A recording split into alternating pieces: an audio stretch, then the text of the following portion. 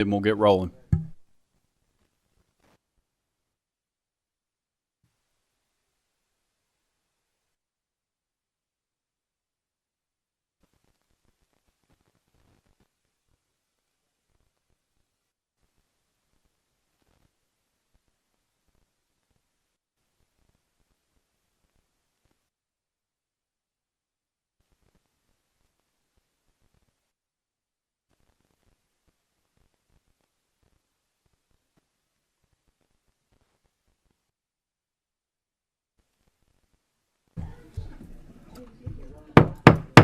All right, good morning, everyone. I'd like to welcome you to the second meeting of the Interim Joint Committee on Economic Development and Workforce Investment. We have a very full and exciting agenda today. I appreciate all of our presenters being here and all the members for being here as well.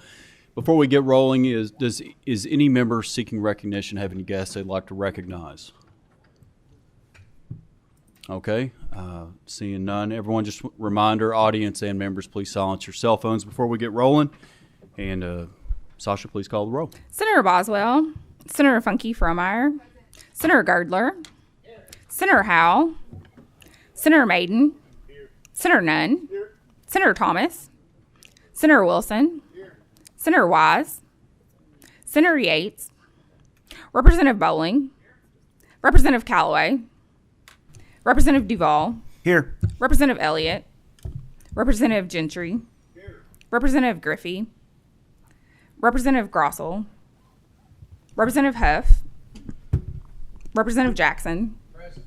Representative King, Present. Representative Kulkarni, Present. Representative Lawrence, Representative Lehman, Here. Representative Lockett, Present. Representative Payne, Here. Representative Sharp, present. Representative Tackett Lafferty, Here. Representative Truitt, Co-Chair Wheeler, here. Co-Chair Brent. Here. We do have a quorum. First item on the agenda is approval of June minutes. To have a motion to approve. Motion. We have a motion and a second. All in favor say aye. Aye. All opposed? Motion passes. Next on the agenda, our first item is statewide workforce and talent team update. If you all can make your way to the table, or SWAT.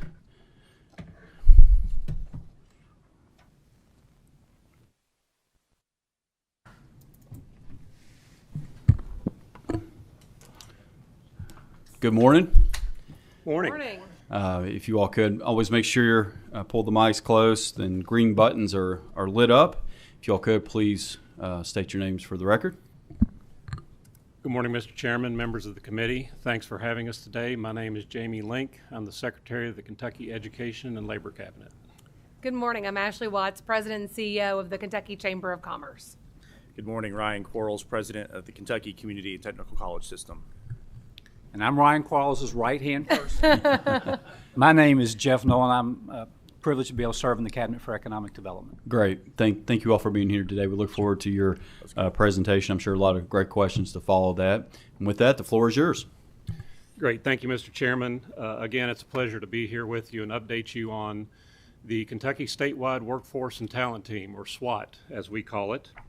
On this first slide, you'll see at the bottom the founding partners of this initiative that's been in progress for about 2.5 years.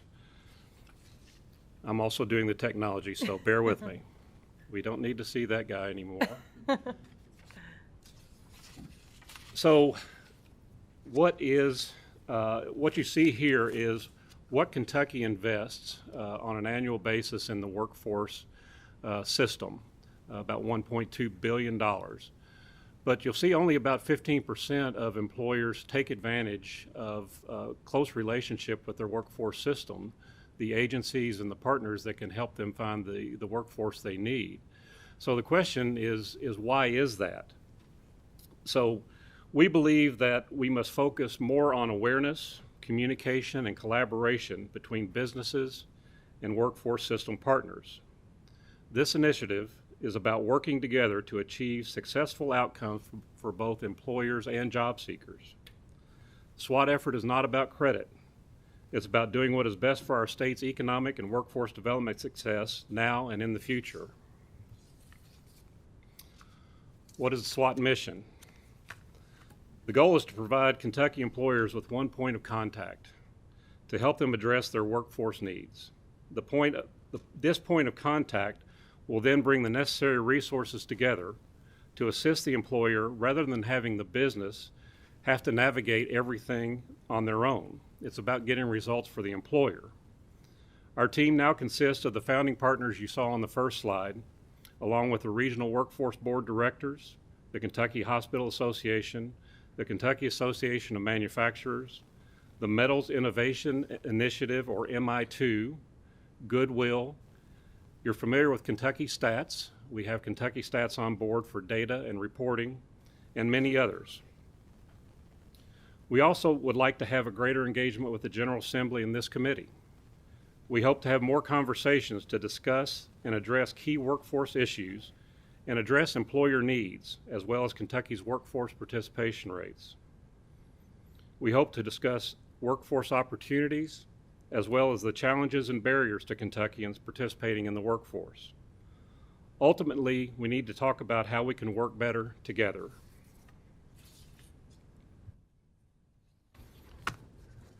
We believe SWATT helps strengthen the alignment across local, regional, and state workforce and economic development partners. We believe it increases employer engagement and trust in the workforce system, and to streamline communication and help deliver the services that employers need. To this end, some of the things we've done so far: the Education and Labor Cabinet and the Department of Workforce Development now has 7 workforce development project managers who partner directly with project managers in the Cabinet for Economic Development to better address and assist employers with their workforce needs from the very beginning of their recruitment and expansion process. We've also established 3 working committees to focus more directly on employer engagement and working with local workforce boards to refine and apply the SWAT approach and a model to meet the needs of that area. Professional development, learning best practices from one another. This means the local, regional, and state resources, industrial and economic development partners, as well as local chambers of commerce, to be better equipped to address industry needs as well as local and regional opportunities and challenges. Integrating SWAT, transitioning from SWAT model and transitioning the SWAT model from design and development to implementation and execution, creating flexible and effective models for continuous long-term improvement to better serve companies and communities.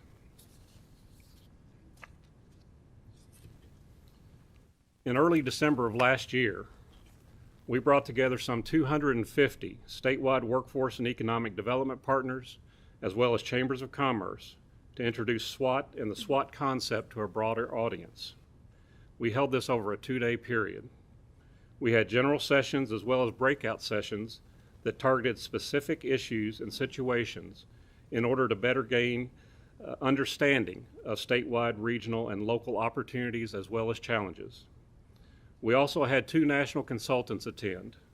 Deloitte and Ernst & Young presented at the conference and talked about the workforce issues they see in Kentucky and across the country.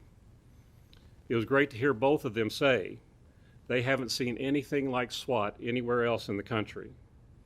They applauded the work that we are doing to break down barriers and have local, regional, and state resources working together to achieve a common goal, and that is employer success and higher workforce participation. This time I'll pass it over to Ashley. Thank you so much for having me, and good morning, everyone. It's an honor to be in front of you this morning. We are the state's largest business association of the Kentucky Chamber of Commerce, and we have businesses of all sizes from all parts of the state and all industries. And if I ask almost every single one of them what keeps them up at night, the number one answer that we hear is workforce. We know that businesses of all sizes all across the state are struggling with workforce. As we've testified before, probably many times in front of this committee, our workforce participation rate here in Kentucky sits at about 57%, which is the bottom 10 of all the states throughout the U.S. Because of our workforce struggles throughout Kentucky, you will see much of what the Chamber does and advocates for centers around building and retaining a strong workforce here in the Commonwealth. Later on in this meeting, you're going to hear about our efforts in housing with Dr. Charles All, a colleague of ours at the Chamber. You've also known that we've worked on child care issues throughout the last couple of sessions, and both of those issues, housing and child care, are barriers to workforce, which is why we are really honored to be part of this SWATT initiative and have been since the beginning, which is really leveraging the power of public-private partnerships, as you can see at this table, to move our workforce and our Commonwealth forward. At its core, SWATT is really a business-led, solution-focused initiative designed to bring all voices together, from employers to educators, government, community partners, to build a system of workforce that works in Kentucky. I think I testified last year, the simplest way that I can explain this initiative is that we're triaging the workforce needs of employers throughout the Commonwealth. One of the most critical things that we've seen is that the need for stability and consistency in the workforce system. We believe that is essential. This is no surprise to anyone in this room, but as you all know, administrations come and go. But the needs of our employers and our workforce throughout the Commonwealth remain. And so that's why we are focused on building something that lasts, a collective impact model that aligns all the various partners and ensures that we are truly listening and acting on the needs of the business community. And like Secretary Link said, I'm proud to say that our industry associations have really stepped up through this initiative. Through SWATT, we have co-launched pilots and prototypes throughout various sectors throughout the Commonwealth, and this includes the MI2 initiative, which is the metals industry, the Kentucky Hospital Association with healthcare, the Governor's Office of Early Childhood for early childhood efforts, and the Kentucky Association of Manufacturers, and those are just a few of the groups that have been involved in these efforts the last couple of years. These pilots are actively engaging over 100 employers and partners, and every day the list is growing. These efforts have helped us systematically gather feedback, validate our workforce needs, and mobilize our partners to develop coordinated regional efforts. And I think what makes these partnerships so meaningful is that they are grounded in real-time data and real-world challenges. Employers aren't just participating, they are co-creating solutions. That kind of engagement drives accountability, innovation, and ultimately results that really do matter and that are showing up. And this isn't just happening at the state level. I think we've all talked about that all of us hold statewide kind of positions, and there's nothing that we want to do less than to tell locals and local governments or local businesses how to do their workforce efforts at the local level. And so we're really happy that local leaders have been stepping up. Secretary Link mentioned the gathering that we had last year. They are bringing ideas, they are bringing commitment and accountability to this table, and I think that's what makes SWATT different. It is built to activate leadership across every level of our workforce system in every county across the Commonwealth. And we are seeing results. We are now a little over 2 years into this, and we are now seeing results. These partnerships help shape a model that is employer aligned, ROI driven, which is important for the business community, and truly responsive to the real needs on the ground. Already 13 of our local chambers of commerce are demonstrating really strong regional buy-in and showing that the business community is not only interested, but that they're invested. So when we talk about workforce, we're really talking about the future of Kentucky's economy. That's why alignment across the sectors are so critical. SWATT is helping us move away from fragmented efforts and toward a shared vision, one where education, workforce, economic development, and business are all working hand in hand to serve both businesses and our citizens. Workforce is truly the future of Kentucky's economy, and that future depends on our strong cross-sector alignment. SWATT works because all of our leaders are united around a shared vision. Together, we're building a system where everyone works hand in hand to help our citizens. That spirit of co-creation and shared leadership, we believe, will move Kentucky's workforce forward. So with that, I'll hand it over to my friend, Dr. Ryan Quarles, who will speak more about how the education partners are helping bring this alignment to life. Thank you, and good morning. Glad to be with you. I think it's fair to say that the Commonwealth of Kentucky offers businesses, employers, a lot of incentives, a lot of attractions that would help business be persuaded to come here, or perhaps more importantly, to stay here.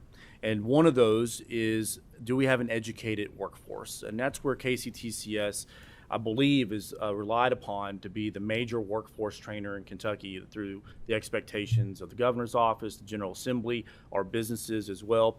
We already work with 3,000 businesses every single year across our 16 colleges. And so workforce training and connecting with industry needs is already one of the strengths of our system. But what SWAT does, in my opinion, is that it collaborates and brings us together. How many businesses in your district have the resources to navigate each and every office you see sitting in front of you? Whether your mom and pops to your very large employers. The SWAT initiative attempts to be more business friendly, that it's really a concierge service for the businesses to be able to navigate which incentives they should apply for through the cabinet, what sort of training is available at their local community college, if there's a member benefit or an apprenticeship opportunity they need to engage in. That's what this is all about. People have asked me, what would success look like for SWAT? Well, success would be if either one of us or Hugh meet a potential business owner or decision maker that's going to stay or expand in Kentucky. They hand you a business card. Do all of us know who that business is going to be? And are we able to hand that off to make sure that we're not missing out or let a business fall through the cracks? That's what failure would be, is if for some reason a business were to not know about what KCTCS has to offer, or they move on and say, well, I didn't know that the cabinet had this program, etc. Think of it about going to a restaurant, getting a menu of all the items you can order that. That's what needs to be put in front of every single business in Kentucky, small and large, and that's where collaboration is key with this. And as Ashley said, we're building upon the local success of your local economic development team. That's something that we want to make really clear here, is that they're doing a great job, but increasingly we see a lot of businesses that have regional appeal. I'm from Georgetown, where we handcraft Toyota Camrys every day from our district, and we pull a lot of Kentuckians from probably 60 counties driving to Scott County. And so think about how a business like that may be more easily able to navigate the system of Frankfort. But think about the mom and pop on Main Street that may not have that resource. That's the whole point of this. We pilot this with an industry group, MI2, the Metals Initiative, if you're familiar with that group. They've kind of were a guinea pig, and we learned from their experience, but it's an overall positive that we're able to interact with the industry group that now knows on the front end everything that Kentucky has to offer, including customized training that KCTCS specializes in. We have actually eliminated 400 academic programs in my first year at KCTCS. We're in an aggressive rebuilding model right now so we can better serve the needs of our businesses across the state as well. The model works. I think that it's been echoed earlier that other states are already looking at what Kentucky's doing with this in the early stages. We're building upon the success of our local networks. But I also think it's so important to realize we have a lot of momentum for us, and that this initiative is built to withstand whoever's in office. It's about us working together in a collaborative way. With that, I'd like to introduce Secretary Knoll. Dr. Quarles, thank you very much. And to all of my colleagues on the panel, just ditto. They did the fantastic job. I'm going to wrap it up, and what I may do is deviate just a bit. I want to get a little more granular as to what the importance of this SWAT effort really means and what it's going to take to create success. You know, there's no saying. There is no right way to do a wrong thing. And when you have assets and resources that are provided by the taxpayers, and you don't deploy those in the most efficient, effective manner, you're doing something the wrong way, but not without the right intentions. And I would say that everyone in the workforce system, the economic development system, the regional, state, and local level have a passion to do the right thing. But they work in a silo in terms of a respective area, and what I call the totality of a process from a workforce perspective. And so from our perspective, it begins with leadership, it evolves with strategy, structure, and process, and it requires a commitment to go through a change management process, not to ask for more tools or more resources, but to do the right thing and say, how do we work better together? And folks, the currency in economic development is workforce. But here's the reality, and I look at it from this perspective, and I have experienced it since I've been here doing some projects, and I did it before working in the manufacturing arena. Companies don't come in and say, I need training. They don't come in and say, well, who's going to help me look at what I need to help get folks coming out of the schools and the technical school systems to meet my workforce needs. They actually have a totality of what they need, and they break it down in buckets. The first thing they have to do is understand what should be their strategy, their employer strategy in that market in which they are either locating or expanding. Then they have to have a process to know where do we look at a mechanism to just attract the talent we need, to pre-screen that talent, to then take that talent and the ones that then fit our mold, bring them into our organization and onboard them, and then start looking at the additional training and the opportunities that are needed. And with that, you build a foundation by which you get involved in the schools, you get involved with the community and technical college education systems. But too often, what occurs in economic developers, and I'm the biggest culprit of it, we locate a company, we say we're going to help you, and we don't take the time to listen to what the company really needs and bring the right players at the right point in time to work with the company on that step by which they are most focused on to either identify their workforce, develop their employer branding strategy, screen that workforce, bring that workforce on, then do the training. And I would make it akin to my previous life.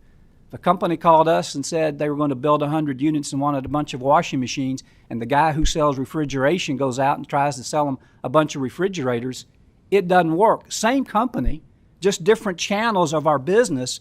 We have to make sure that when you engage with the client, the company, they know exactly who they should be working with for that service that they need, because these services, while interdependent, are distinct and different at each step along the way.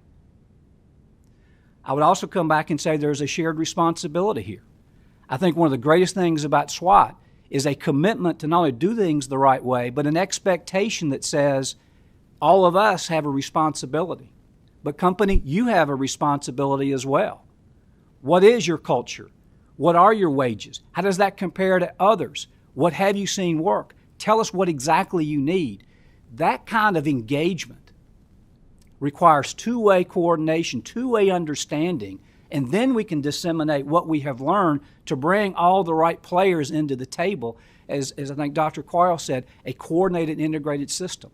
So I'm going to come back and simply wrap it up by saying, it's about doing the right thing.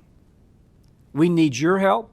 We need the help of every agency head. We need the help of every local economic development, the head of every local chamber. It's really a commitment of saying we are going to do things the right way in a different way, and we're going to make sure there's no confusion, there's no misunderstanding, and there's no competition. Because at the end of the day, it's simple. Create a job. Help an individual connect to that job, and help both to become profitable, successful, and independent. The challenge is to get those two linear equations together. There are multiple steps, multiple organizations, multiple agencies, and actually multiple people inside the company. We have to figure a way to streamline that and build it into a true process with real measurements and understanding the kind of outcomes you can see with those changes. And I'll simply sum it up. Change management is the hardest thing to do in any kind of organization. Change management in multiple organizations across government, local communities, and business is even harder. But if you don't take the time to build the trust, take the time to get engagement, get the commonality of a common vision, and a passion by which we are going to actually achieve that common vision, all the money, all the talk means nothing. And not because of me, but because of the people you see at this table and behind me who've been involved in this process. The real trust is there, the real commitment is there, and also the real understanding of what it is we need to do is there.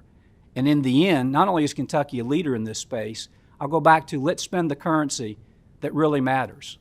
Let's connect those jobs with the people and create profitability, success, and independence of families across Kentucky, and we will continue to see this state grow. And that's why I believe SWATT is a fundamental shift, and it's a fundamental need for everyone to commit to the same principles before we even start trying to spend more money or do things differently. Let's show that we can actually create a seamless process that serves those that we need to serve the most, our residents and our companies that are creating those jobs.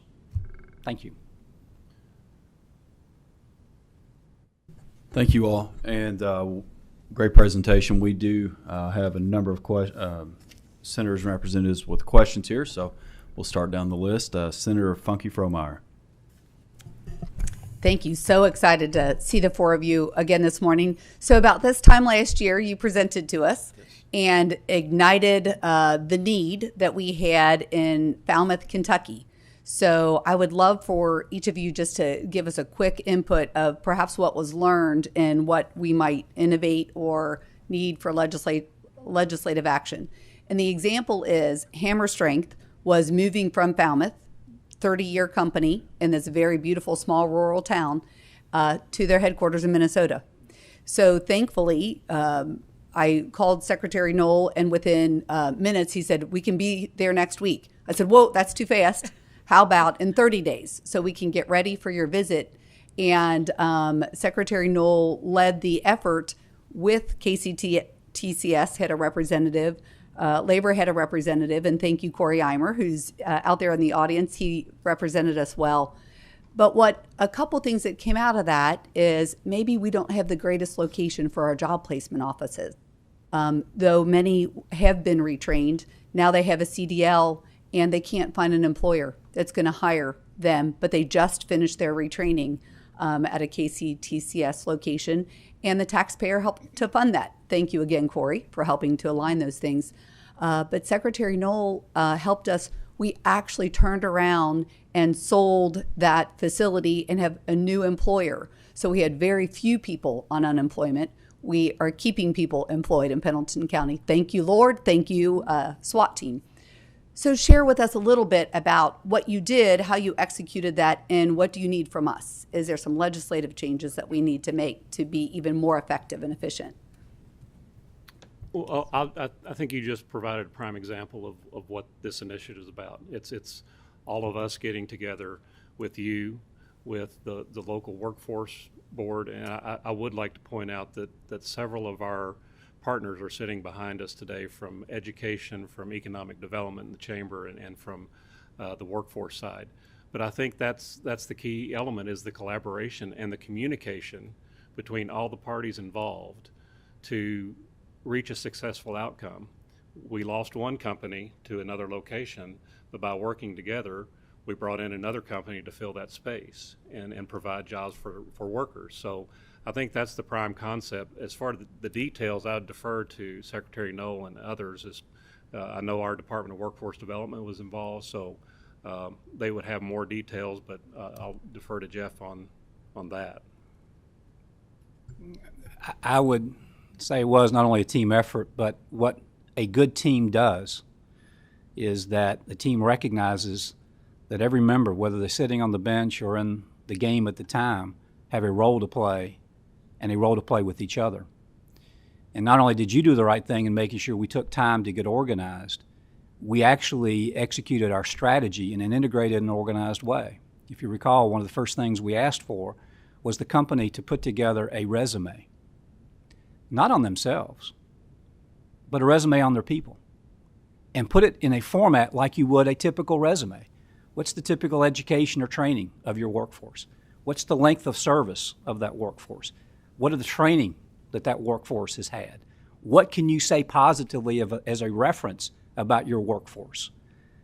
And what was fantastic was not only did they provide it, it was clear that this was an asset that any company should partake of.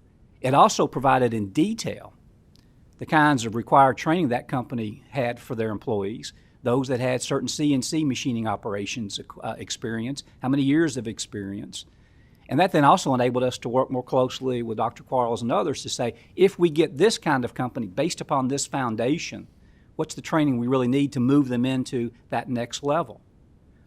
And I could go on, but I think the real key is you have to build a structure and a process and get the data organized and do it in a way that makes sense to a prospective employer, and also do it in a way that accurately reflects what I believe you have, which is an asset in people. And so you ask for legislative changes. I don't know of a single legislative change today.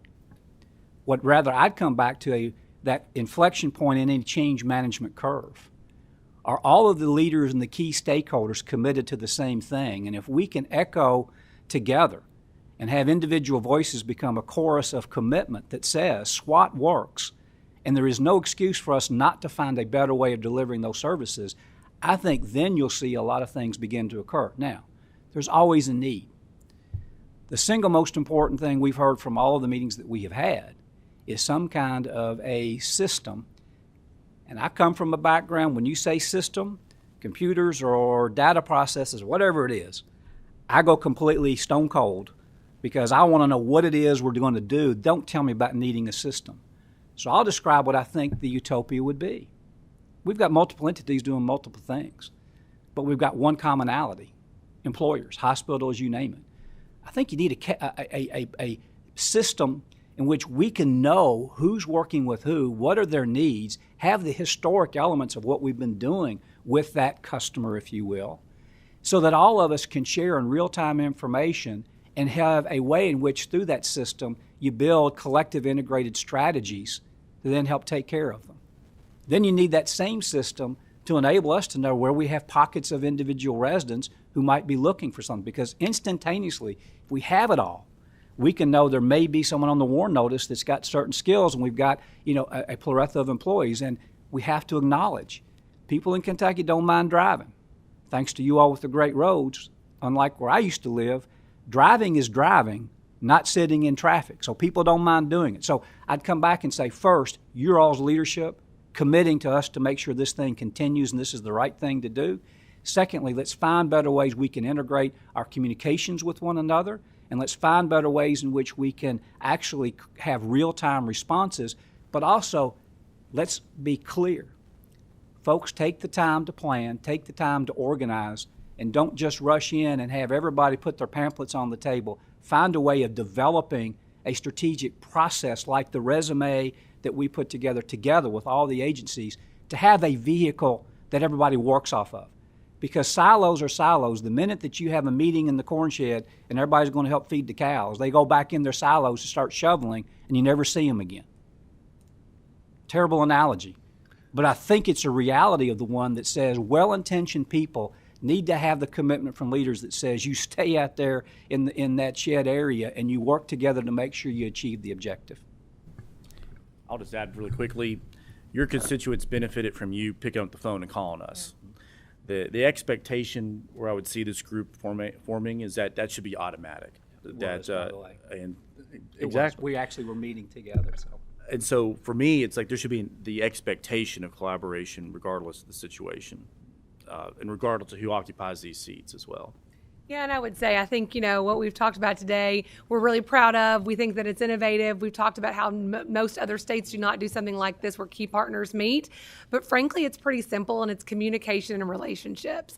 And I think what we've been trying to do, especially over the last year, and I still remember that question, Senator Funke-Fromeyer, from you, was making sure that we are in lockstep. And really the last year, the four of us, usually along with Dr. Aaron Thompson from CPE, have gone on a little bit of a roadshow. There's probably not one week that the four of us are not together in front of a various group of community leaders, education leaders, business leaders, really making sure that we're getting this word out, because I think that's what we're trying to do now is really kind of socialize this throughout Kentucky so that if you hear or any other legislator or local official or local chamber hears about an issue like that, they know who to call, and hopefully we have the communication in place and the process in place that we'll be able to get to it. And for legislation, I agree. I don't think there's anything legislatively that needs to be done. We are working on an MOU right now between all of our organizations to make sure that there is some framework in place so that as time moves on, all of our processes and our work will still remain. Senator Wilson. Thank you, Mr. Chairman. And certainly we have an all-star panel here. And Secretary Knowles, good to see you again. Always good to see you, Thank you for coming to Bowling Green and meeting with all of us. We enjoyed that. And of course, you couldn't have a better panel to have the collaboration and cooperation taking place and getting out of the silos, as you were talking about. That's so important. And we have that in our area and have had it for a long time because we are the fastest growing, city, fastest growing county. And even below us, Simpson County is they're staged to become right along with us to see all that's happening. And of course, we have our folks that are working with these companies and bringing these folks in, and then you guys really complement everything that we're doing down there, and I appreciate that so much. And I'd like to thank my friend, President Dr. Quarles here, he's a lot of times tip of the spear on the training side of things for companies that they really truly need, and I appreciate that so much. One of the things I did not hear you talk about is folks that we have that have disabilities. And one group in particular that I'm really charged about, they are from my district, is LifeWorks. You know, 1 in 33 of our children are now diagnosed on the spectrum, you know, with autism. And unfortunately, most parents worry, what's going to happen to my child when I'm gone? Because most of the time they end up on the state dime. They are actually working with a residency program to get these kids to live independently and to work somewhere in a job, because they're very dedicated workers. You know, when they get focused on something, they're focused. And it's hugely successful. And I want to thank Dr. Quarles, because I know that you're already working with them and programs within the community colleges there, and I appreciate that so much. And I know that they were on track to get some OVR funds, but you had to pull back on that. I hope that gets taken care of, because we need those kids in the workforce, and that's just one segment of those with disability. I don't know if you guys want to talk about that a little bit. Yeah, thank you, Senator. And LifeWorks, we met recently. They spent the past year working with our Bowling Green Sky community college area, and they had a great experience this past year. The funding helped, and so we're actually getting that program in front of the rest of our presidents for the potential to scale up across the state where we can, and give opportunities for these folks, but also connect them with employers that are willingly like to employ, but also give them the adequate training that they need, and also the success coaches that they need to complete, whether it's a certificate, a college degree, etc. So thank you for connecting us. It was a good experience for Sky. I'm glad you brought that up, Senator Wilson. That is one of the topics that we talk about when we meet monthly, various barriers to workforce. And so the Kentucky Chamber has been proud to partner with UK over the last year to do a disability hiring academy for employers. So employers, I think, much like with second chance hiring or any issue like that, they want to do the right thing, but sometimes they need a little help on how to accommodate that population, update their HR policies. And so we do a several-day programming for employers to make sure that they are realizing there is a huge talent pool out there, like you said, and how can they make sure that population brings into the workforce. And that's just one of the key topics I think that we all talk about monthly when we meet. And Senator, I can address the VR issue. I have toured that facility there, and what we're seeing in the Office of Vocational Rehabilitation is our expenses as far as personnel, everything have remained the same, but we have seen an explosion in the number of applicants for VR services. And that's a good thing, because we want these people to have the opportunity to receive the training, the assistance they need to become gainfully employed. But we have limited resources. So that demand that has increased so dramatically has made things very, very tight. And we've had to really look at the future of the program and how we better define. You're familiar with the different categories of disability. So we're looking right now at how we can better define the categories to address those that have the greatest need, and then make that a relative comparison as you work through the number of disabilities that they have. And autism certainly is one of those. And that program, we'll support anything as to the best of our ability, but we're seeing a statewide increase in applications that have really strained the funding that we have available. Well, I'd appreciate any help that you could give them. Thank you. Sir. Representative Jackson. Thank you, Mr. Chairman. And I'm going to kind of bounce off of what Senator Wilson said. We have a distinguished panel here today, and thank you for your presentation, and thanks for being receptive to us when we need your help. Secretary Noel was in Bowling Green about 3 weeks ago. We've got a $2 billion project with supposed to hire 2,000 employees, and we were starting to get some concerns and hear some concerns, and he came down and shared some information with us, and we're still hoping that that project will go through. President Quarles stole my president at Sky CTC and brought him, Dr. Neal, back there in the back, and I was mad that he did that, but he said, I'll get you somebody good, and I think we have a rock star lady that's coming on board from close by Logan County there. So, but thank you all for being so receptive. When we need you, you show up. And I think Kentucky's in good hands with you four. But what I want to mention is 3 of the 4 of you mentioned MI2. Secretary Knoll didn't, so he's fired. But other than that, the 3 of you did. Representative Jack, because we fund that organization very heavily, I didn't think it was appropriate to bring up money in this session. But now that you asked, we do provide funding to the organization. Well, and we do appreciate that. But Senator Wilson and I have been working real close with them. And that MI2 stands for Metals Innovation Initiative. And until we started working with them, I had no idea that metals is the 3rd largest industry in the state of Kentucky. The things that they do are unbelievable. And this organization is housed in WKU's Innovation Center. There's 3 or 4 employees right now. The former COO of Logan Aluminum is spearheading this, and they're doing some great things. But my plug is that they would like to be able to get in front of this committee for 10 or 15 minutes sometime during the interim just to explain what they do. And Chairman Branscombe and Chairman Wheeler, I do have materials here that I want to share with you. Is this bad to do this? But yeah, Representative, I'm just going to tell you we're actively trying to find a spot for them to come before this committee. Well, I do appreciate that. But they are doing some really good things, and they're trying to get into the schools to provide a pipeline for employees, but they're such an important part, and I had no idea, and I don't think the general public does, what they do for Kentucky and our industry. So thank you all for your help in that regards as well. Representative Jackson, MI2 is kind of, I love change management curves. You know, that's a new organization.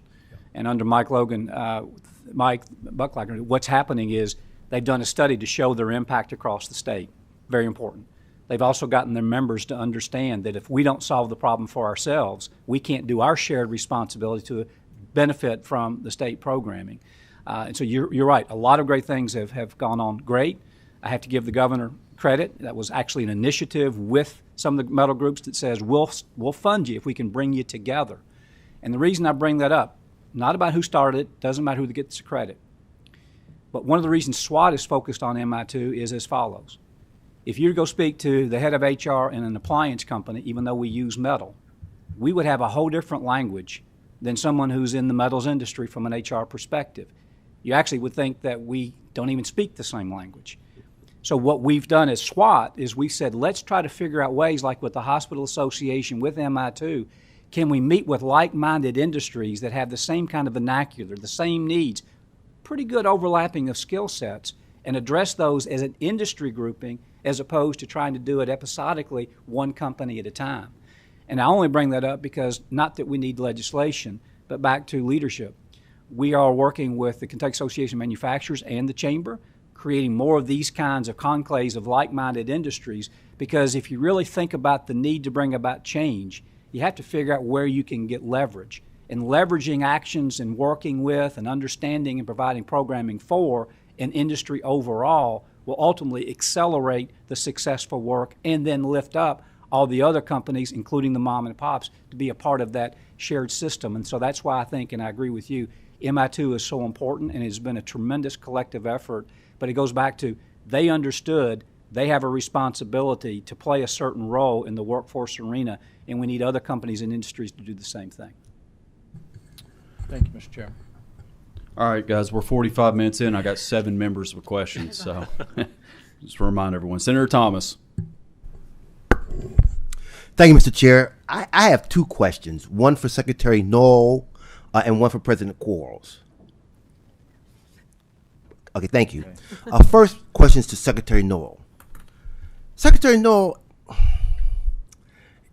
it can't be lost on us of the outstanding work that Governor Beshear has done working with you, with your assistance, over the last 5.5 years. I mean, over $30 billion in new investment, north of 50,000 jobs. I mean, that's an incredible track record that all Kentuckians can be proud of.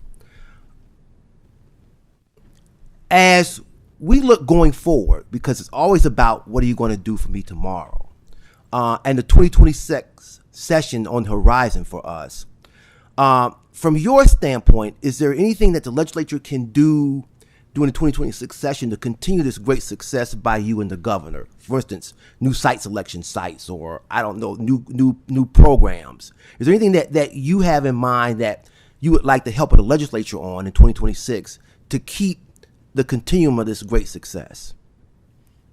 First of all, I've only been here a little over 3 years, so none of it is because of me. And I would say that you have to have great leadership. The governor's an outstanding leader. You have to have great supportive legislative members. We have that. You have to have great community leaders, great organizational leaders. Economic development is not any one entity. It is truly a collaborative team approach.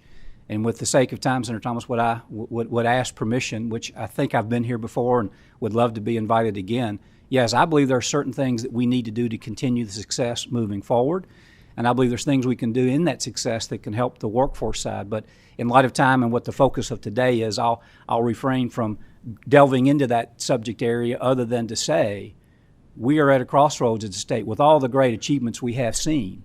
It's things like SWATT, focusing on the currency of workforce, focusing on helping all Kentuckians and not a few participate in that greatest thing in the world, and that is a fulfilling, meaningful job. Those are all the things we need to do collectively and collaboratively. And with the world changing so rapidly, yes, I think we have to adjust and to make some changes to our programs, not so much spending more money, but changes to make sure we're keeping up with the times. And I would welcome the chance to come back to talk about that. President Quarles? President Quarles, yesterday morning I was at a breakfast meeting with President Capilouto, and he was talking about, again, the great work that UK has done over the last almost 15 years. And he gave me a number that really surprised me. He said in 3 weeks, UK will welcome 38,000 students to its campus. I didn't realize the enrollment at UK was that high.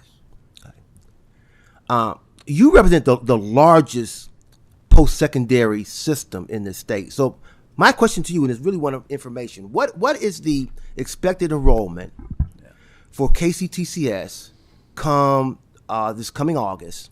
And in your mind, is that satisfactory? Is that low for what we should be doing? Is that high? And what do you foretell in terms of keeping a strong enrollment for KCTCS? Over the next academic year, both fall and spring semesters, we'll be welcoming over 110,000 students at our local community technical college. So I hope that you as legislators view us as a single entity, because we're going to be coming to you with a single ask. We'll have reform legislation on the way, but we have strength in numbers. And the great thing about our graduates is that I think 7 out of 10 of them stay in the counties from which they grew up or where they're from. We hear a lot about people moving out of Kentucky. For our community technical college students, they stay in your community and they're filling the jobs there. We expect enrollment to be up. We're projecting it to be around 2% this fall. That could change. Last year, enrollment was up over almost 8%, and we just graduated a record high, the most graduates ever in KCTCS history this past year, since it was created after the 1997 reforms. You asked what's going to keep our enrollment going. I think that there's a serious debate in America right now about the value of higher education. People look at the community and technical colleges as a value buy. We're half the price of public four-year universities. And due to funding that you all support through the Kentucky Lottery, et cetera, nearly 3 out of 4 of our graduates leave with 0 student loan debt. We're affordable. And I also think that there's a lot of Kentuckians that may realize that a technical and trade degree is where they can make a lot of money really quick. We need more people who work with their hands, and we provide that skill. And don't forget, Those are students that come to us who want a certificate or diploma. We also educate over 80,000 additional Kentuckians each year through our workforce training programs, where companies hire us to upskill them. Plus, we train roughly 15,000 firefighters every year, too. Thank you all, members. We have 6 members. I'm going to let this go till about 5 after, and then we got to move on. So about another 15 minutes. Representative Cole Carney. Thank you, Chairman. I'll try to keep it brief. Thank you all for presenting today. I know that over the years, certainly we've heard from each of you individually, discussing workforce strategies, discussing economic development, and I appreciate all of those efforts, because it seems to me the outcomes and the goals that each of you share and that we all share here is the same, right? To make sure that we have greater workforce participation, that we grow local economies as well as the entire states. So my question to you is kind of a broader based one. What did you all look at collectively or individually that you said isn't working to the point where you came together and created this initiative? What was the metric that you looked at? What were the trends that you were looking at? Because we have had all these strategies, and I'm not discounting any of them. I'm just saying, did you look at and said, no, we need to change all of that? I can start with that. And I think what I will say is that it was really almost qualitative at the beginning. It really wasn't quantitative. And I'll use a very specific example of Blue Oval in Hardin County, which is my home county. And we all know the exciting economic development announcement. If you've driven past 65, you see that it's up and running. And what we realized was that we were all of our associations, our partners, were really excited to tell Blue Oval and Ford all the wonderful things that we do. We can help provide workforce. We can help you with introductions. We can help with advocacy. And so we realized that we were all kind of running toward one single employer when really it was almost overwhelming. And so we really realized, that's why I kind of keep using that term triage, that we were not triaging the workforce needs the best they should have been. And so by simply communicating, talking, making sure it doesn't matter who gets credit, because if one of us wins, all of us win. And if one employer wins, the whole state of Kentucky wins. So for me, it was really qualitative, I think, at the beginning of saying, we're all going to one employer, overwhelming them. They're not really getting what they need because it's overwhelming. How can all of us do great work? How can we kind of simplify that and give it to employers in a way that is easily digestible and really does meet their needs on a really kind of concierge type of basis? And I think that's what we've seen after 2 years. And Governor Beshear early on called Secretary Nolan and me to his office and talked about how important it is for economic development and workforce development to be joined in partnership, joined at the hip. So based upon these early meetings with Blue Oval and having that conversation with the governor, the 3 of us actually got together in Ashley's conference room and said, we need to build this collaboration between all of us so that we can better address these workforce needs and the needs of employers. So that was sort of the genesis of how, I think it was January of 2023 that we met. And we've brought in additional partners, obviously the Department of Education, KCTCS, CPE, as well as the regional workforce boards. I want to really emphasize this happens on the front lines, and the regional workforce boards are the workforce front line for Kentucky. So having all of that collaboration come together to this point today, it's not about credit. None of us are looking for credit. We're looking to do the right thing to make sure that employers are getting what they need and to help job seekers get the training and the skills they need to match the jobs that the employers have. So I agree, it was a qualitative beginning, but we recognize too with KY Stats, we have to have data. So now we're really focusing in on collecting data and analyzing it and then using that to make further decisions to better address what employers need. Thank you. And I have several other questions about your regional approach to this. What does this look like in West Louisville versus Eastern Kentucky, for instance? But I'll follow up with you offline. Thank you, Chairman. Yeah, I think I myself, I have some questions that we're not going to get to, but at the end, I think I'll have everyone submit those to staff, and maybe we can get those, and you all answer those and get those out to the members. Absolutely. All right, Representative Lockett.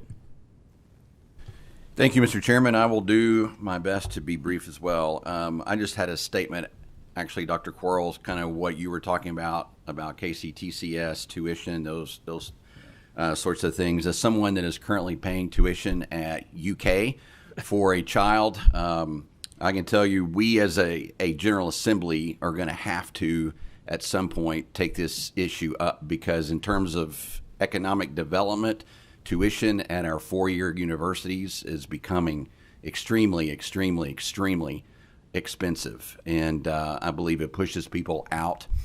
So thank you for what you're doing, keeping costs low at KCTCS. You mentioned, Ashley, I think it was you, that said that Kentucky has a 57% workforce participation rate. So out of the 43 that does not include, do you know the percentage of that is able-bodied that should be working? This is a very complicated question, and it's taken us really decades to get to this point. And we could dive into this all day, but there are so many reasons for a workforce participation rate, and it didn't just happen during COVID. It didn't just happen the last couple of years. It's really been decades in the making. So one, we have a high rate of disability in Kentucky. We have a high rate of incarceration. We have problems with housing, with childcare, with transportation. And so all of these things that you all hear from the chamber all the time have kind of combined into a perfect storm to really lead to this. And so that 57% rate really is like 18 to 65-year-olds that could be working. And so I always kind of look at that too as an opportunity, that there's over 40% that could be working. We just have to figure out as Kentuckians how to remove those barriers to get them back into the workforce. We also have early age of retirement here in Kentucky. So all these things kind of go together, but there are quite a bit that are able-bodied. I don't know the exact same number. We might want to ask Dr. Charles all back there. He might have the exact number in his back pocket. But there is quite of a large amount that if we just kind of help remove some of those barriers, whether they've been incarcerated, whether they have a disability but they could still work, whether they need help with childcare, transportation, housing, there is a lot of work to be done on that front that we could really remove some of those barriers. And if we get a couple of those things right, we could easily move out of the bottom 10 in the United States. Is there something that your group is doing kind of to target those for employment, or kind of what's the strategy there? I think all of us are doing a multitude of things. From the chamber's perspective, we are doing hiring academies for businesses to kind of know how to hire veterans, people that are leaving Fort Knox and Fort Campbell. We are doing one on people with disabilities, Kentuckians with disabilities, helping connect them with employers. We do second chance employment all the time. We have a couple people that work full-time on the chamber team on nothing but second chance hiring. We're starting a new one on new Kentuckians, so immigrant populations that are coming here legally and want to work. How do we get that workforce population into the workforce? So we're really all hands on deck. This is a big problem, and I think we have a lot of various policy solutions as well as programmatic solutions that hopefully will help curb those numbers. Thank you. Thank you, Mr. Chairman. Yes, sir. Representative Lehman. Thank you, Mr. Chair, and thank you again to the panel. It's actually kind of a follow-on from Representative Lockett's line of questioning. Have you surveyed workers, employees, potential employees, students about what are the barriers to entering the workforce, or how we recruit people to Kentucky, or how do we prevent people from leaving Kentucky and retaining talent here? I don't know that we've done a survey per se, a direct survey, but we are constantly looking at the market of potential job seekers. And again, I'll stress the work we do with the local workforce boards that have a better finger on the pulse of their different regions. But trying to identify why workers is it a medical situation? Is it childcare? Childcare right now, we project there are 40 to 70,000 Kentuckians that are able-bodied and could go back into the workforce if they had reliable childcare available to them. But without that, what are you going to do with your child? You can't just leave them at home and go to work. So the cost of housing. So as Ashley stated, there are multiple reasons, and I think we know. And I think any survey would confirm what we think we already know about the barriers to employment, as well as the training needs that people need. So, and the General Assembly passed legislation where we work with the Cabinet for Health and Family Services for people that apply for public benefits. We get a monthly download from them, and then we work with the local workforce boards to reach out to these folks that have applied to see if we can help them with training, see if we can help them with job placement. So there's lots of moving pieces to this, all working toward that same goal of finding opportunity and job placement for people for various different reasons that they're not in the workforce. The only thing I would say is we actually do a really good job with every company we try to bring in, every company that we try to help expand, and every company that has come in to listen, learn, and understand what they're seeing, what some of those issues are. And while it's not as quantitative, it is, I think, very good information that we have. And again, when time permits, I'd be happy to come back and talk about what we do and how we try to address those things. I would put it in a very simple way, and that is, too many folks try to find an easy solution or some sort of bullet's going to fit all and it's going to take care of all the challenges. At the end of the day, supply and demand. And you've got to understand the dynamics on both. And as I actually said, understand on the supply side, what are the roadblocks, what are the issues these individuals are facing. But I think we got to do two things as a state. And we're doing a lot of things. We're sending people into the facilities and doing videos and trying to interview employees, show successful programs of people that have been on second chance employment, those that have a disability. We actually go out and try to promote those things, because here's the issue. Perception is everything. I think there's a lot of folks in the workforce who believe that manufacturing is what it was when their parents were in manufacturing. And today it's not. It's a lot more lab coats and iPads. We also have, I think, a culture where unless you go on to college, you're not seen as really having succeeded or lived up to your full potential. We've gone out, we give speeches, and we're trying to actually create more of a programming around let's celebrate the workers, all workers, and make it such that it was when I grew up, it didn't matter what you did, you were respected. And we've got to do a much better job in that. And I'm not a proponent of a lot of fancy media campaigns to try to attract talent until we actually better define supply, demand, perception issues, and address those, because I also believe that there's a perception that opportunities don't exist in Kentucky, and so people leave. And we have those opportunities, and we have to better promote them. And last but not least, all of the tools you all have generously provided us in economic development, we greatly appreciate. But they are skewed towards manufacturing and not skewed to help us attract and diversify the economic base that we need. Furthermore, it's a one-size-fits-all. I think you have to have different tools in rural and eastern Kentucky than you do in urban Kentucky. And I believe we've got to have a mechanism by which we're trying to attract more of the high-tech, high-growth jobs, helping attract business and professional service jobs, attracting the R&D that can be embedded in with manufacturing facilities. And so we collectively have a job to do, I think, of broadening our toolkit, not with more money, but broadening the toolkit so we can diversify and help grow our diversified workforce base. Because if you have a preponderance for one segment of employers, you're not offering the choices on the supply side so that whole spectrum of people can find what they're looking for. And we need to be doing that, because not every job is right for every individual. We need to be able to offer much more diverse jobs so that we can take care of our much more diverse workforce across the state. Just quickly add, we have survey data mainly from the employers and businesses that we work with. And we also know what barriers our students face: food insecurity, mental health issues, which is an elevated issue for all of higher education, access to child care, then of course the completion of a GED or equivalent before they start with us as well. We're happy to share that with you. Yeah, thank you. Thank you all. And members, I know there's 3 or 4. I myself have some questions that I'd like to ask the group. If you all could, be sure to get those to us, get those to staff, and we'll get those to you all. If you don't care, please answer those and get those back to all of us, because really appreciate what you all are doing. Very interesting, very important topic. And thank you all for being here today. Thank you all. All right. All right, next on the agenda is housing and economic growth in Kentucky. Charles All. Very important topic.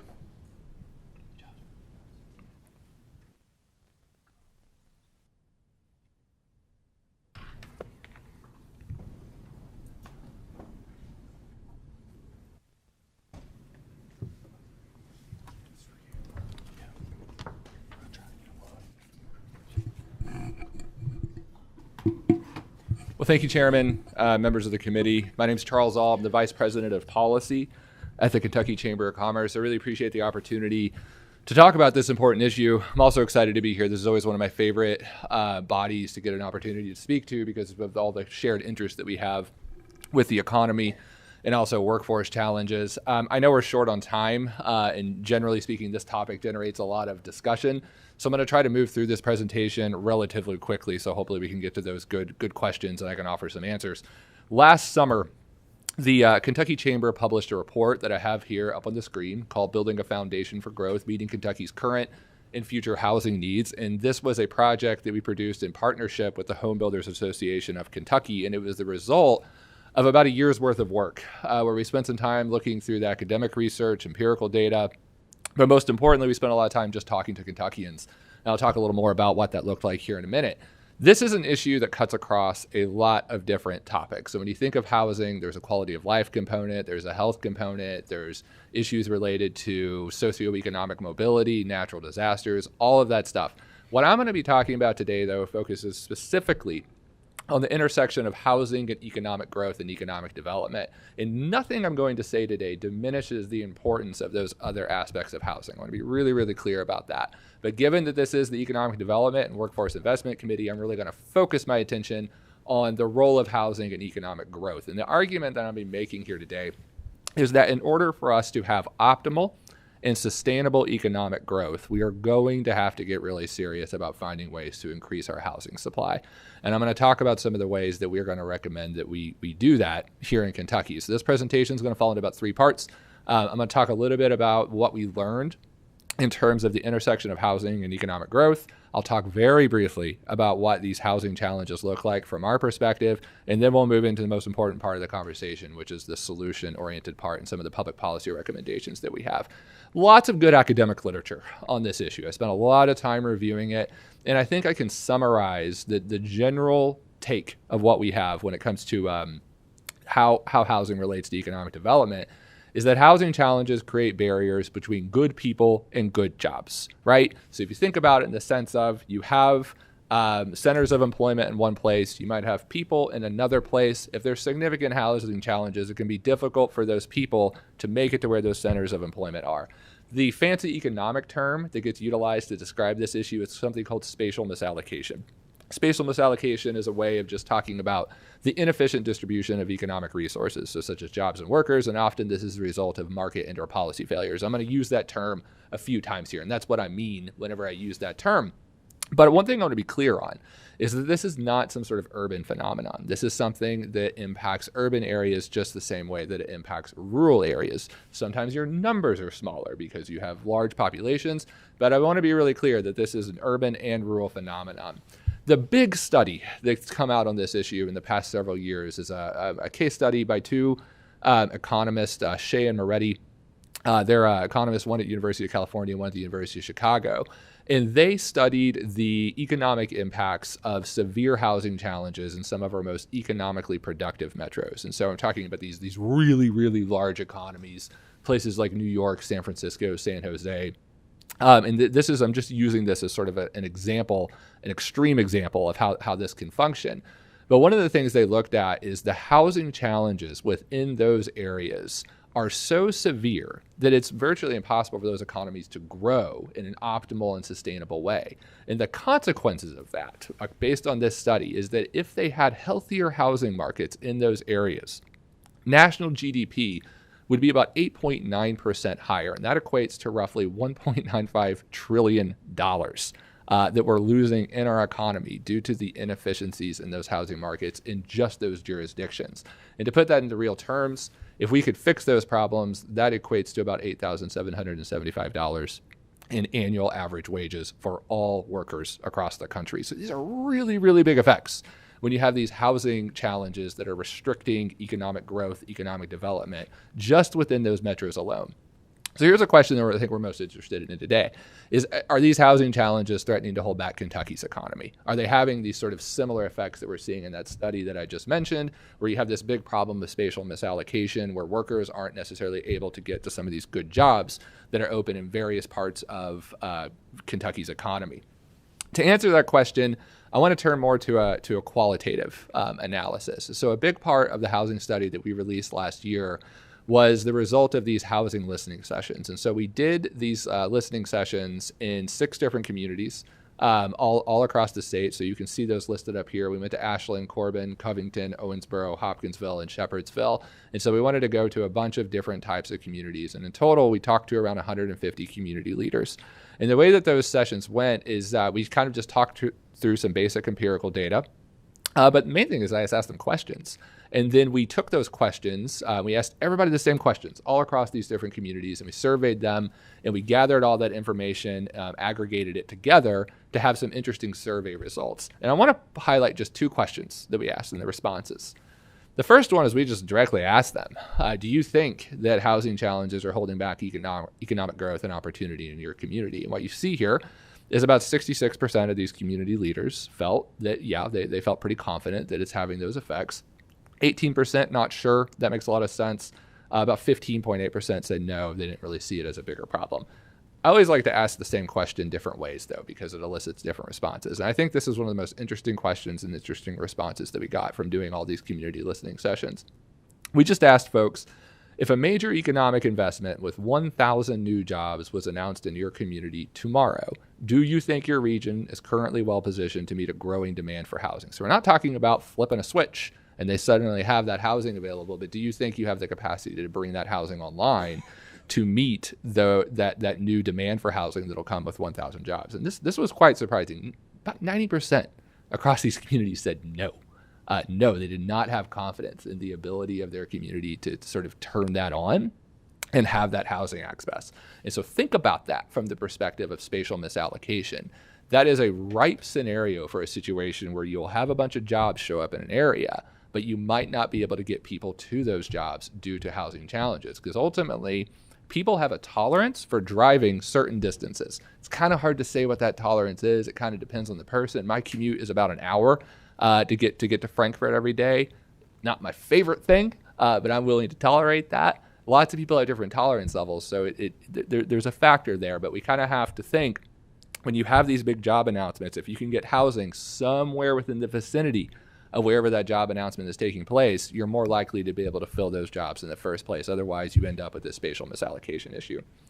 So I want to shift over and talk about what these challenges look like from the data that we looked at in some of the research. I'm going to start with just describing the affordability challenge. And this is one that's pretty familiar for any of you that have tried to buy a house recently, have kids that tried to buy a house recently. It's a pretty tough market, and this helps understand why. So this is comparing median home sale prices to median household incomes, and it just compares those two things over time. So looking at 1994 to 2024, and you can see a pretty big difference in comparison to median home sale prices, or in comparison to median household incomes. Those median sale prices have grown significantly. So previously, you could see a situation where it was maybe average home sale price in, say, Bowling Green is about 3 times as high as median household incomes. Fast forward to last year, it's about 4.5 times. So when you think about the affordability challenge, you can literally see this in the data. It is more expensive in comparison to household incomes to buy a house than it was 30 years ago, and by pretty significant margins. So what's going on there? Why are we seeing this big cost increase? Well, inflation plays a big role in that. There's no doubt about that. That's something we all read about on a regular basis. This is a chart here that I pulled from the National Association of Home Builders. They do something called a construction cost survey. And this is looking at the share of a total sale price that comes from actual construction cost.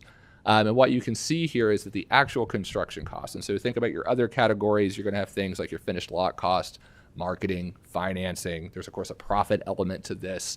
But the actual construction costs themselves, those are going up as a share of the total home sale price. Inflation has a role in that. And what's interesting, too, is one of the areas where you're seeing the most growth is with those major system rough-ins. That's kind of your primary part of growth right there. That's where you've seen some of the biggest changes over time. But inflation doesn't tell you the whole story. There's a big supply component to this. I know you all have been inundated with different estimates of Kentucky's housing shortage. And so one of the best ones that we have right now is from the Kentucky Housing Corporation. It estimates a shortage of about 206,000 units. Those are really difficult estimates to create. I wanted to try a different way of talking about the housing supply gap by showing you a really boring but very important metric that we just call the vacancy rate. And this is a Census Bureau metric, and essentially what the vacancy rate is that it estimates the share of the housing supply that is actually for sale or for rent. And so you see two different metrics up here. That blue line, that's called your homeowner vacancy rate. So this is looking at the share of single family homes that are actually for sale that you can actually go out there and purchase. And you see pretty clearly with that blue line, it's been trending downwards for about the past 20 plus, or about the past 10 plus years. That dotted line above it, that's your historical norm. That's your historical norm of what it looks like. So literally, based on this data, what you can see here is that there's a smaller and smaller share of your total housing market that people can actually go out there and buy. Same thing with your rental market. That's that red line, and the black line is your more normal. The actual numbers here with the homeowner vacancy rate, it's about 0.7% of the total supply. That's what's actually for sale across the state as a whole. A normal vacancy rate should be around 2%. Similarly, with your rental market, we're closer to around 4.5%. Something that would be normal would be closer to around 7%. So there's just literally less for sale than there used to be as a percentage of our total housing market. So here's the real story here. I think this might be the most important chart that I'll put up on the screen here. And so what we look at is this is building permit data. So whenever you're going to go build a new unit of some sort, you pull a permit. And so this is a reflection of actual building activity happening. And this is specific to Kentucky. And this is a combination of both single family and multifamily units. And so those blue lines are actual permits that have been issued. And you can see a really clear trend that happens here. Once you get up to the Great Recession, so coming into 2008, our housing production just plummets. We go from close to 20,000 new units per year. That drops down to sub 10,000 immediately following the Great Recession. And you can see it just sort of falls off a cliff and holds there all the way up until the economy starts ticking back up around 2016, 2017. But those red lines that you can see, that is essentially the average of that pre-recession era. So the way to kind of think about this is we're building at a certain rate for a while. It just falls off a cliff and we never quite recover. And while we're in that deficit, we're building and building that deficit. It's growing and growing and growing. So when you think about that housing supply and you hear about those housing shortages, no one's making that up. We literally just kind of stopped building at one point at a rate comparable to how we were building. And that's one of the reasons why you're hearing about this issue so much. Pulling ahead to 2025, obviously, we don't have all 2025 ready. So I just pulled the first 5 months of the year for 2025 and compared that to the first 5 months of the year going back to 1995. And again, we're just not on track. Moving into 2025, we're just not there yet. And that kind of makes sense, right? Given the situation with interest rates, you have suppressed housing. But I wanted to pull this to give you guys the most recent possible data that we have available. So why are we building fewer homes? That's kind of the next inevitable question, right? Again, as with any complicated issue, there's going to be a myriad of reasons. First of all, the home building sector as an industry really took a hit coming out of the Great Recession. And so this chart that I have up here on the right, this is Kentucky construction employment. So this does not include just home building, but broader construction. Again, following the Great Recession, you saw a lot of home building businesses, especially your smaller local ones, they folded. It was just not a sustainable economy for them to go into. It's really only recovered from a workforce perspective very recently. But here's one of the things to keep in mind when you look at construction workforce data. These are not all home builders. And there is enormous demand in that construction workforce, especially when you think about some of the federal legislation that's been passed recently, some of the state legislation where we're building a lot of stuff. So there's just a huge demand. And so a lot of this is coming from your commercial and industrial workforce, that a lot of that in there. Inflation, supply chain challenges, it's more expensive to build nowadays than it used to be. Government regulations. This is something that we talk about, but these things have real effects on housing prices. So if you think about something even like an energy code, we all want those things. Labor regulations, again, those are important things. They have downstream costs though. And the more of those things you have, the more downstream cost you're going to see. And so we do see that. But three areas in particular that I'm going to hit on when we get to the solution section of this talk here is we have seen a rise in more restrictive land use policies and more complicated approval processes. So if you're trying to get a subdivision online, you're trying to get a zoning change online, these things are really hard to do. And in some instances, they're just outright impossible. But we do have a rise in more restrictive land use policies that makes it harder to build. In addition, infrastructure costs. There is increased pressure on builders and developers to not only build a housing unit, but also to do things like traffic lights, road widening, water wastewater connectivity, pump stations, all that core infrastructure that comes with residential development. And then finally, the one thing you can't have this conversation without mentioning, people aren't always excited to have new housing developments in their backyard. I get that. That is something that can be really difficult, but oftentimes when you see new housing developments come online, especially in some of our urban areas, there's a lot of opposition to this stuff, and there's a lot of big conversations that have to happen. Merge all this together, and you end up with a challenge. Either way, however you want to kind of understand these challenges, we're going to need to get more housing online. We're going to need to build more. And the reason for that is just a sheer math problem. Our population's growing, and it's going to continue growing. Following the Great Recession, as we entered into that period of really low home building activity, our population didn't just stop growing. It kept growing. You can see this on the chart here. This is looking at population and household growth specifically to Kentucky. 2010, 2012, we added roughly 250,000 new residents throughout that time period. So our population kept growing. We do the Kentucky State Data Center at the University of Louisville. It offers population projections. These are really difficult to do, but the general sense is we're going to expect continued growth over the next several years. And so what that means is one way or another, you're going to need to build more housing. You're going to need to bring more online. We made an effort in our study to model out a couple of projections of how much housing we would actually need to produce in Kentucky between now and 2050. And we modeled out two scenarios. One is just a moderate growth scenario. So going back to that last chart where we're looking at roughly 6.2% growth, 8% household growth, that means you're going to need to build about 360,000 units. And that accounts for a bunch of things. If we want to talk about the methodology of that, we can get into that stuff. That's under a moderate growth scenario. This legislature, however, has done a phenomenal job of putting in place strong pro-growth policy. So if you think about things like tax reform, economic development incentives that we've been pursuing, we might enter into a scenario, very possible, where Kentucky could see much stronger growth than that. So what happens if we move into a more robust growth phase? Then you're going to need something that looks a little bit more comparable to that level of pre-Great Recession building. And so you might need as many as 500,000 new units over the next 25 years. And so we need to have really good policies in place to ensure that we're actually able to achieve that growth in the first place. And so in this report, we outline a bunch of different policy solutions that we think can help move the needle on this. And you folks are so familiar with how these complex issues work. It's never one thing. It's never, ever one policy solution. It's always a myriad of policy solutions. This gives you a sense of what those things look like, but I want to talk about two specifically.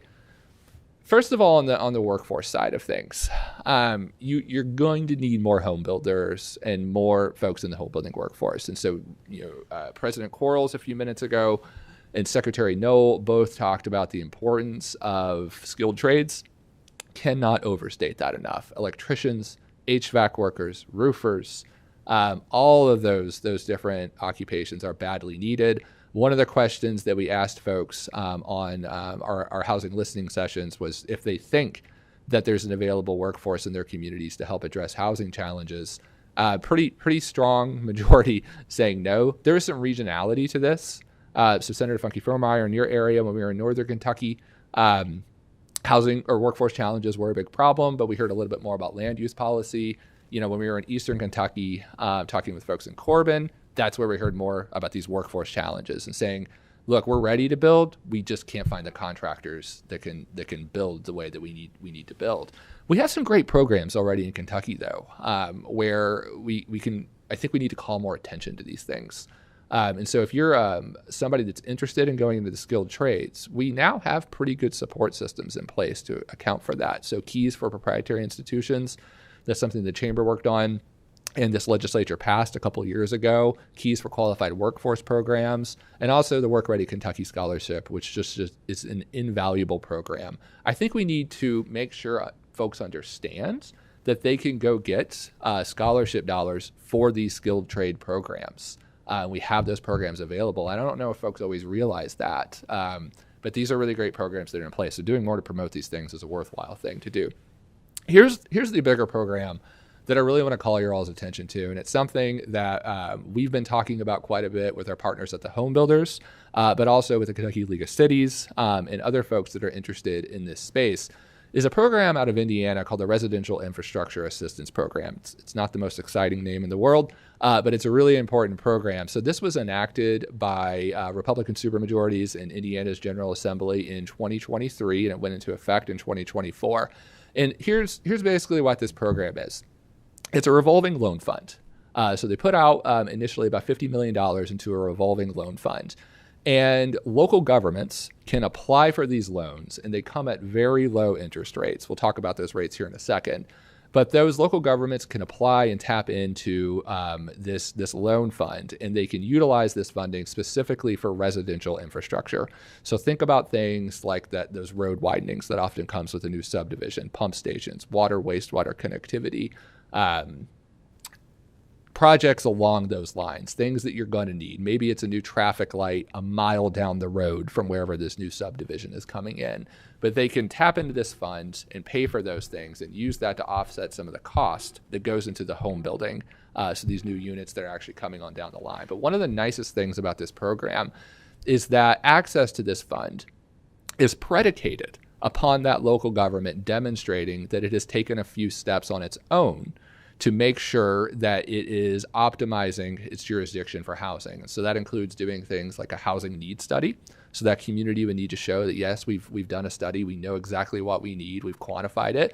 They've also taken steps, though, to right-size their land use and zoning policies to make sure that their policies make sense and can accommodate growth. So nobody's being told what to do with a program like this. It's an incentive. And so there's lots of strengths to this type of approach. Obviously, it's a public-private partnership type model. And so you have a local government partnering together with their local home builders, their local developers on a specific project. Those builders go and do what builders do best, while the local jurisdiction can step in, pull from this fund to assist with some of those necessary infrastructure costs. It's also locally driven. Something that I think I've learned while doing these housing listening sessions is that these local communities, they're going to know best in terms of what type of housing they need. They don't need somebody from top down saying, hey, this is what you got to build. They need to know these things. So this allows them to identify this is a project that we think is worth supporting. They have a little bit of support coming down from the state. I also really like how it incentivizes local housing studies. It incentivizes local land use reform. Great way to approach that stuff and offering some flexibility. And we can talk a little more about how they do it, but this is also a supply side solution. And this is something you guys need to be, I think, careful about when you think about housing solutions. Is you have demand side solutions where you're essentially incentivizing more people to buy. That's kind of a problem right now, right? Because we have this supply shortage. So if you incentivize demand, you're going to kind of continue that supply challenge. This is a supply side oriented solution. So you're talking about bringing more housing online. And this is also something that supports both urban and rural housing. Here's a little bit about what we know from this program in Indiana based on its roughly first year of existence. They have closed in total $63.4 million in loans that spread across 19 projects. These are not massive loans. You're looking at about an average size of around $3.3 million. That is skewed heavily by one or two particularly large loans up in northern Indiana. But altogether, they've been able to bring online close to 3,000 new units. That gives you a cost estimate of roughly $22,379 per unit, which is roughly the target of what the Indiana program set out to do. I would say that's a conservative estimate because, again, think about the other activity that this program is incentivizing. It's also encouraging a lot of those local governments to take steps with their land use codes so that they can bring more housing online. So you can kind of multiply that by a number we'll kind of learn more about eventually. A majority of these units were single-family homes, which I know is a big interest of this legislature. Particularly, we've heard about this in the Housing Task Force. The vast majority of them, though, were in rural areas. The vast majority of these loans have been approved for rural communities, not your big urban communities. Loan terms tend to be about 20 years. You're looking at an interest rate that's a pretty solid sub-market interest rate, 3%.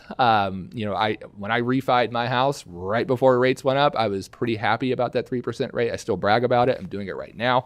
That's a good rate. Couple of specific examples that I want to highlight. You got a map up here that shows you the Louisville metro area. Just north of that is a lovely community called New Albany. So any of you that have been to Louisville, you hop right across the river. If you're taking the Sherman-Minton, you land in New Albany. It's a great little community over there in Indiana. This program is stimulating new development right across our border, literally right across our border. One subdivision is the Bud Road subdivision development. To give you a sense of how close that is, I live in the Germantown neighborhood. I ride my bike to Bud Road all the time. It's a nice rural road. There's no cars that are going to hit me. That's where this stuff is happening, literally across the river. They secured about a $1 million loan for a single-family unit or 40 single-family homes. And this included road widening, repaving, sidewalks, that core infrastructure. Fox Run Commons, another project over in New Albany. This is about a $2.5 million loan that local government took out. And this is supporting 130 single-family homes. And they're using those funds for road widening, water line extension, sewer, curbs, sidewalks, all that core infrastructure that historically, over the past 30 years or so, that has been taken on by builders. And didn't used to always be that way. If you go back further in time, builders did not always take on those infrastructure costs. And so this is a nice a change and a nice way to support some of those efforts. A couple things to think about for Kentucky. If we were to do something along the lines of a Kentucky residential infrastructure program, which the Chamber is supporting, along with their partners, the home builders, Kentucky League of Cities. One of the things we want to do is, when we talk about these local governments aligning their zoning codes with best practices, we want to make sure those best practices are consensus driven. So we want to make sure that these are things that local governments are willing to do, capable of doing. One of the nice things that Indiana does is they give you a menu of options. So they give you like 9, and they say adopt 5 of these. Demonstrate that you've adopted 5 of these things. And that's the way to so kind of have some flexibility built in, because not everything is as pressing in every single community. But that's something we've been working on with our partners at the Home Builders and the League, making sure that we have alignment on what's achievable. And this is an issue I know you guys are hearing a lot about. You're hearing a lot about land use and zoning codes. I think everyone's pretty much in agreement that the status quo is not ideal. It's a question of how do we get from point A to point B. We think this is a really productive way to get from point A to point B. The Indiana program is a revolving loan fund. We think that's a good core practice. There could be some instances where we could explore the possibility of forgivable loans. Maybe if it's a certain type of housing that we really want to see in the state, maybe that's when you could talk about forgivable loans. The sub-market rate for interest rates, that's something, again, the lower you get that interest rate, the more attractive a program like this is going to be. So we can kind of think about that, flexible repayment timelines. And then for your humble policy analyst out there, strong reporting and data gathering, and also highly beneficial to you and taxpayers as a whole. We want to know what we're getting in return for this stuff. Finally, thing I'm going to close out on, it's always important to remember there's the ROI of home building is so difficult to measure because it's enormous, right? When you think about a single family home that kid in your basement could potentially move into, there's a lot of economic value that comes from that. That allows that individual to build their own wealth. But there's just this direct impact. The Kentucky home builders have actually produced some estimates for this as to what it looks like if you were to build 1,000 single family homes.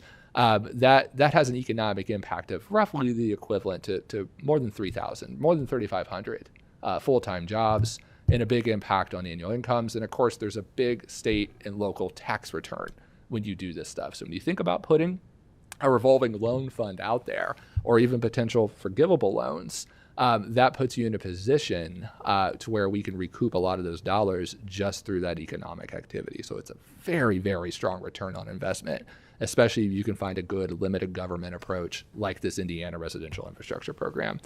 You can read this full report at kychamber.com/housing. It's about 55 pages. I tried to make it as short as I could. There's also an executive summary, and that outlines a lot more detail of our housing challenges, as well as more solutions that we recommend that the General Assembly explore. With that, Mr. Chair, I will stop and happy to take any questions. Okay, thank you, Charles. We do have some members with questions. Senator Thomas. I'll be brief, Mr. Chair. Charles, great presentation. I'm a strong believer that when we talk about affordable housing today, that would require some government assistance, some government grants to be employed in that building. Because I think the current business model that home builders have now to build just a nice home, you're probably talking about for them to get a reasonable rate of return, you're probably talking about a $300,000 to $350,000 home, and that's not affordable when you think about affordable housing. So I like this Indiana program. I would prefer it to be a forgivable loan program. I'll tell you that. And of course, when you talk about housing and real estate, Charles, you and most of us know that that's one business that's definitely interest rate sensitive. You know, the higher the interest rates, the less you see in home building and home buying. So if you just want to speak to that for just a second, I'd appreciate it. Yeah, I mean, on the interest rate issue, that's obviously, something that's having an effect in the immediate. Higher rates have really slowed down home purchasing. It's also slowed down a lot of home building. But again, go back to some of these long-term trends that we are looking at, which is just the fact that we just built up this massive supply gap as we moved into that post-Great Recession period. This market is just highly sensitive to basic supply and demand concepts. And so we're in a situation where we have a lot of people that want housing, and then there's just not that much of it. And so inevitably you end up with these really high price increases. I think when it comes to affordable housing, though, one of the most important things we can do in that space, if we want to create more housing that's more affordable, one is increase supply. If you increase supply, you're going to have a lot of that market sensitivity kick in. Now, I don't think you want to overdo it, right? We don't want to overinflate the market. We need to be careful. And that's, again, why a program like this Indiana program is kind of a scalpel approach. We're not going to overinflate. And so you just kind of give a little nudge to help with that affordability. But also, we got to ask, why is it so expensive? Or why is it so difficult for home builders to produce more affordable housing? Why is it that they have to build these big units? And we have to have that regulatory discussion. That stuff is factoring in to the final home sale price. And so when we think about all these different demands that we put on builders at the local level and at the state level, that stuff is having a compounding effect. And we have to be really, really sensitive to that. And there are estimates out there, we talk about these in the report, about the actual cost effects of government regulations in that space. And believe me, I'm not saying get rid of government regulations. That's not what I'm saying here, but we got to do some right sizing in that space. And that's another one of those places where that Indiana program takes more of that incentive and locally driven based approach to get an ideal outcome. Senator Funky Fromeyer. Thank you, Chairman. Charles, thank you. What a comprehensive plan, and I'm looking forward to reading that more thoroughly. With the population of Kentucky and the growth of population, you're talking, I think that's 98 to 2025 or 2008 to 2025. Can you touch on what sort of growth of population has promoted this desire for housing? That's astounding to me. But the other piece is, how do we know about how many undocumented folks we have in Kentucky that might be exacerbating our housing need? Yeah, that's a number I've tried to track down. It's a slippery number, not surprisingly, right? They're undocumented individuals, so it's kind of hard to factor that in. Obviously, the more population growth you have, the more people looking for housing, the more that's going to stimulate demand. And when you have limited supply, it has those negative effects. It's just a really difficult thing to quantify.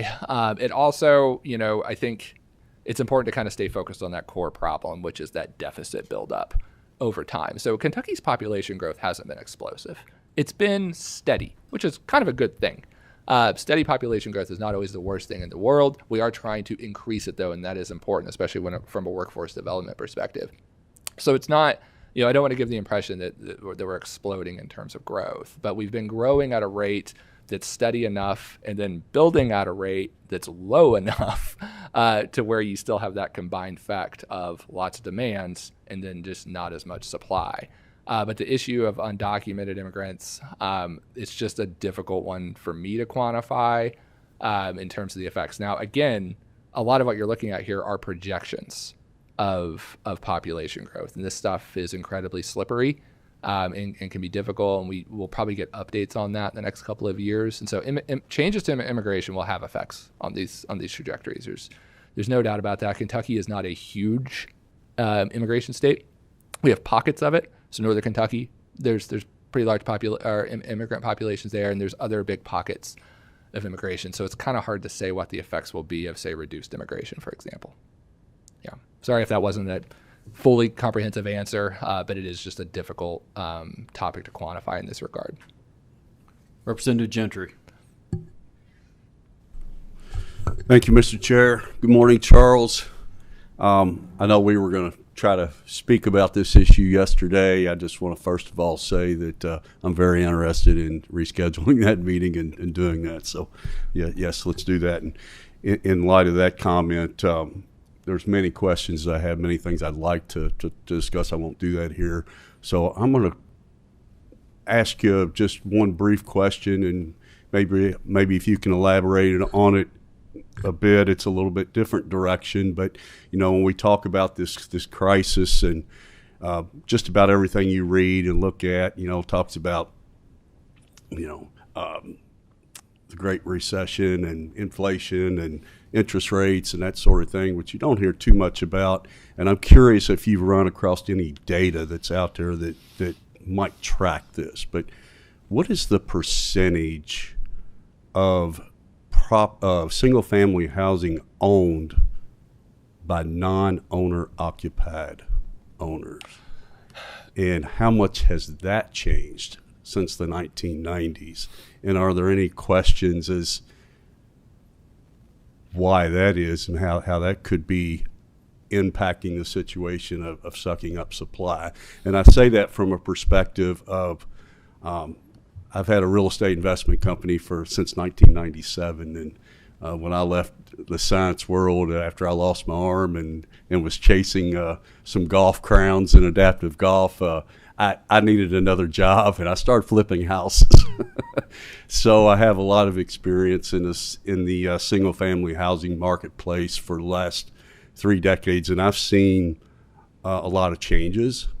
But I don't know if there's anything that's documented. And what I'm really getting at is, let's just say there's a lot of non-traditional investor money that has went into the housing market. Yeah. So you know where I'm going with that. Yep. Yeah. I have seen estimates in the past. I can't remember those numbers off the top of my head. I remember looking at them and thinking, I wasn't blown away by the size. We're looking at about roughly 1.8, 1.9 million housing units across the state. The numbers I've seen have just been fractions of a fraction of that total number of units. I think when it comes, though, to the question of non-owner occupied short-term rentals, ideally we would want to have a housing market capable of accommodating a degree of short-term rentals in our market. And the reason for that is, I think it's all important for us to remember, we do have an economy here where we're trying to amplify tourism in it. And if we want people to come to Kentucky, they want different types of places to stay. They want hotels, they want motels, but they also want things like Airbnbs. And so I think we need to be kind of careful with how we navigate that space, because on the one hand, yes, we do have these housing challenges, but we also want to accommodate the preferences of tourists coming into our state. I know my personal preference when I'm traveling, I don't always want to stay in a hotel. Sometimes I like to have that option to stay in something like an Airbnb or a VRBO. And so I think what we need to focus on more than anything is just, again, going back to that deficit. We should have a market that's capable of accommodating a degree of short-term rentals and non-owner occupied housing. And the secret to that is just getting more housing online. Yeah, and I appreciate your answer there, and like I said, we've seen as small company investors in single-family housing, our abilities to acquire properties has gotten much more difficult for a variety of reasons. We see a lot of these groups of pooling of investors that are, without going too deep into the weeds on terminology and the things that have creeped up the last couple. You also have the whole lending products that were out there before. It was a lot easier to get somebody in a home. And some say that led to the Great Recession or the banking collapse in a lot of ways, and probably a lot of truth to that too, because there were products out there that maybe were too risky. Yep. But yeah, and I Mr. Chair, I'll wrap this up because I know there's a lot of conversations I'd like to have with Charles, and really interested in reading the new work you guys came out with recently, and I haven't seen it yet. And if you could get me a hard copy, that'd be great. I hate looking at screens. I look at them so much in my life. So yeah, that'd be awesome. And I'll reach out to you and we'll get back together. So thank you. Okay, Charles, thank you very much. Very important topic, conversation, something that this General Assembly is definitely going to have to address and keep a good pulse on. But appreciate your work on that. Thank you. Thank you for having me. All right, there being